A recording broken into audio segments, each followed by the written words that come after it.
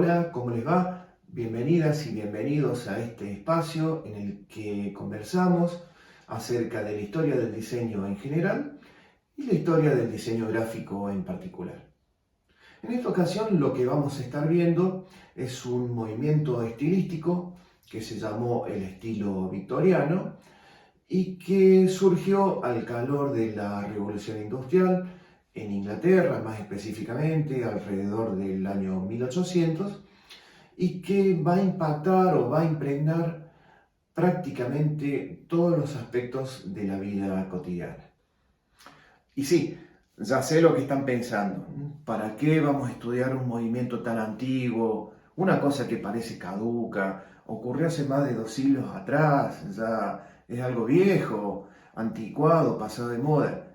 ¿Para qué estudiar todo esto? Y la pregunta es válida, es muy válida. Lo que ocurre es que no tiene una única respuesta. En todo caso, la invitación que les hago es a que busquemos justo esta respuesta de manera conjunta, estudiando primero en qué consistió este movimiento para después avanzar justamente en la búsqueda de esas respuestas. Empecemos entonces viendo las características del estilo victoriano. De a poco, ese paraíso prometido por la Revolución Industrial se va a ir revelando imperfecto y también de a poco iban a surgir críticas por los aspectos negativos que esa industrialización estaba causando a nivel social, ambiental y económico. La calidad del producto industrial también iba a ser cuestionada y no tardarían en surgir los críticos de una estética que se llamó el estilo victoriano. Este estilo se denomina así porque corresponde justamente a la época victoriana, es decir, el periodo de Victoria I, un reinado que ocurre entre 1837 y 1901, y que esta reina comienza su periodo de gobierno prácticamente cuando la revolución industrial ya estaba en marcha. Y este periodo, esta época victoriana, se va a caracterizar por una moralidad muy exacerbada, muy represiva, a tal punto de exagerada que la reina, por ejemplo, mandó cubrir las patas de las mesas con manteles largos para que a los hombres no les recordaran las piernas de las mujeres. La revolución industrial también había significado una baja calidad de vida para los obreros y las clases más pobres, más bajas de la sociedad, pero al mismo tiempo había enriquecido a parte de la clase media. Una parte de la clase media que era la dueña de los medios de producción, la dueña de las máquinas, la dueña de las fábricas. Estos nuevos ricos necesitaron reforzar su nueva posición social y desarrollaron un deseo por la ornamentación y la decoración muy ostentosas, muy excesivas. Entonces, ¿cuál era el criterio? Si tu vecino tenía una silla elegante, la tuya debía ser más elegante aún. Y esta acumulación de riqueza y de bienes materiales derivó efectivamente en una nueva y ampliamente difundida fuerza cultural. Hay que recordar que en ese momento el Imperio Británico estaba en su apogeo y controlaba una vasta porción del mundo, que tenía colonias prácticamente en todos los continentes y allá donde no había colonias, había establecido tratados comerciales que eran muy beneficiosos justamente para el propio imperio.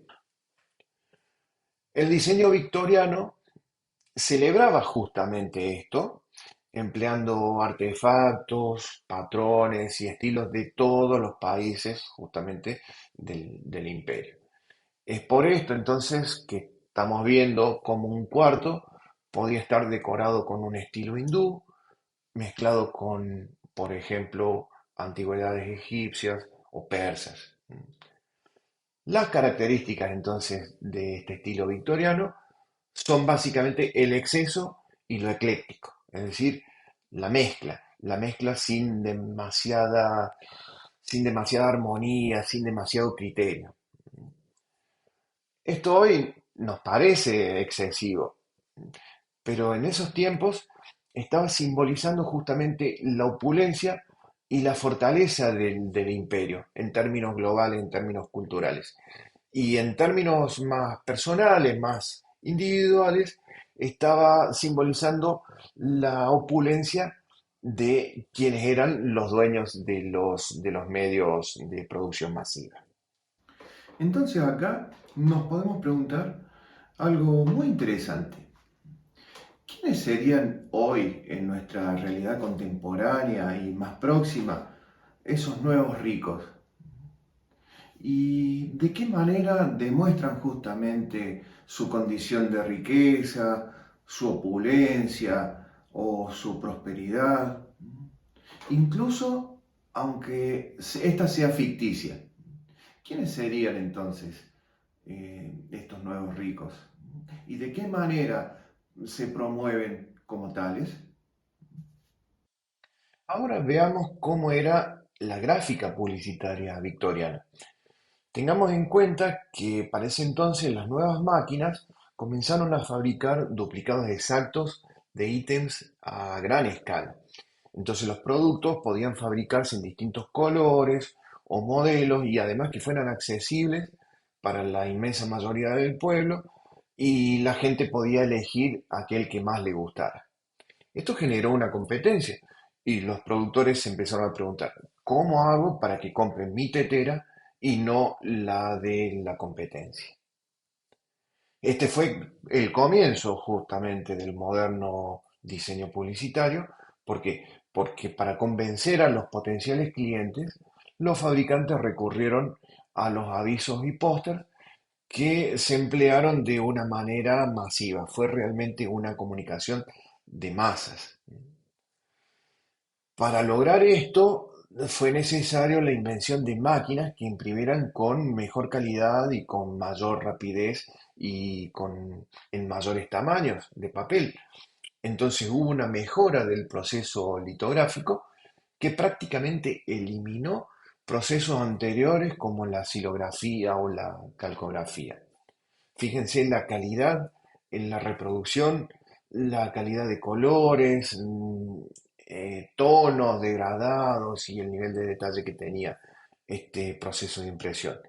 De repente entonces había muchísimas posibilidades para la creatividad publicitaria y es así que las calles de Londres se empiezan a llenar de afiches y avisos publicitarios de todos los tamaños y colores. Vean esta acuarela de John Parry de 1837 que muestra justamente cómo las calles de las nuevas ciudades se van a convertir en el nuevo campo de batalla publicitario.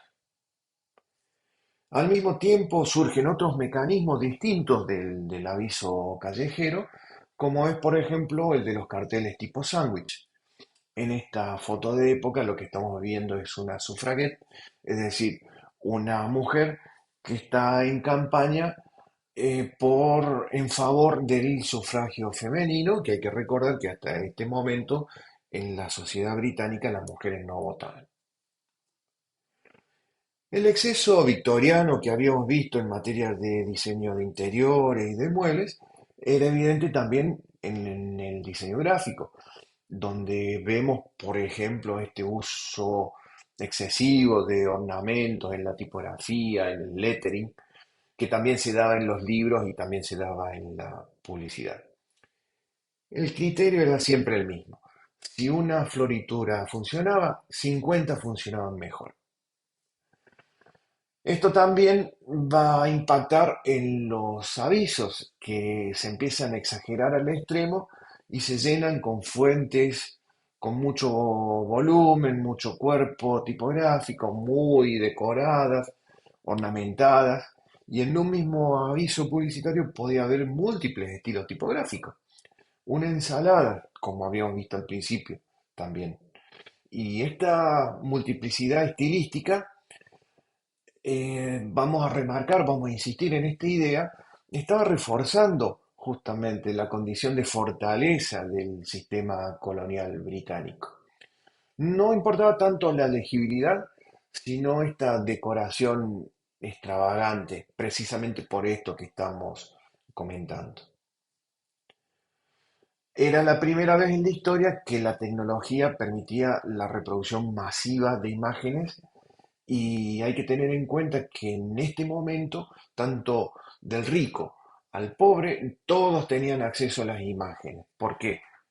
Era una novedad absoluta, porque hasta ese momento el consumo de imágenes estaba restringido a ámbitos mucho más pequeños, como podría ser un templo, una iglesia, o eventualmente un ámbito académico donde hubiera acceso a libros ilustrados. Pero de ninguna manera el consumo de imágenes era masivo. Esto cambió con la revolución industrial, como vimos. Y sin embargo, no estaban representando el mejor arte de su tiempo. No era que se reproducían pinturas de Monet, sino que las imágenes eran más bien nostálgicas, sentimentales, con mujeres jóvenes, inocentes, niños dulces, con naricitas y pómulos rosados, motivos florales y demás. ¿Qué es lo que ocurre en este aviso de Coca-Cola? Que está reflejando de nuevo los cambios y valores de su tiempo, de su época. Este aviso lo que está mostrando es el ideal de la mujer victoriana, refinada, joven, elegante, tal como la tipografía o la escritura inglesa al pie del aviso, y lo que se está promoviendo básicamente con toda esta iconografía es la idea de Coca-Cola como un producto con clase. Tenemos que entender que todas estas nuevas máquinas e industrias lo que hicieron fue cortar distancias y se estaban fabricando productos realmente maravillosos. Era una época de grandes innovaciones tecnológicas. Y la ciencia y la industria iban a solucionar, o por lo menos prometían solucionar, todos los problemas de pobreza, hambre y enfermedades. Bien, hasta acá hemos visto que el estilo victoriano se caracterizó por esa mezcla ecléctica de distintos elementos que hoy nos parece como una ensalada rusa, una mezcla que no tiene mucho criterio, sin ton ni son, pero que en realidad estaba reflejando lo que era justamente las condiciones de esa sociedad victoriana y en ese sentido podríamos pensar, ya retomando la pregunta inicial, que el diseño siempre va a estar reflejando las esperanzas, los temores y las aspiraciones de una época y un lugar específico en el que surge justamente la propuesta de diseño, la propuesta proyectual. En este sentido, no es que el diseño mejore con el tiempo, siempre es un reflejo justamente de estos condicionantes sociales, históricos y geográficos. Y al mismo tiempo, otra respuesta que podría surgir a la pregunta inicial de ¿para qué estudiamos esto?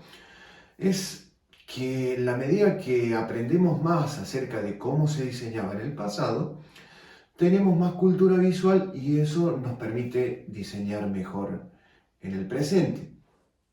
Otro aspecto a tener en cuenta es que las cosas en la sociedad victoriana estaban cambiando de una manera muy rápida, muy vertiginosa, y eso generaba conflictos en la sociedad. Algo similar a lo que está ocurriendo con nuestra actual cultura digital, en la que hay gente que abraza con muchísimo gusto esos cambios tan veloces también en la manera de hacer las cosas, en la vida cotidiana y en prácticamente en todos los órdenes de nuestra vida social. Y va a haber otra gente que no, que por el contrario se va a sentir como que no encaja y en cierta manera va a añorar otras épocas pasadas en las que los ritmos eran más tranquilos y las tecnologías eran más manuales, más tradicionales, más analógicas. Esto también es algo útil para pensar. verificar, reflexionar, estudiar de qué manera ocurrían estos cambios en la época victoriana, nos sirven para entender de qué manera están ocurriendo los cambios en nuestra sociedad contemporánea y eventualmente prever algunas acciones en materia específicamente proyectuales tendientes a pensar cómo desde el diseño nos adaptamos a estos cambios que parecen ir a la velocidad de la luz. Así que bueno, eso ha sido todo en esta ocasión. Hemos visto de una manera muy resumida estas cuestiones vinculadas al estilo victoriano. Espero que les sea útil, que les guste y nos vemos en la próxima.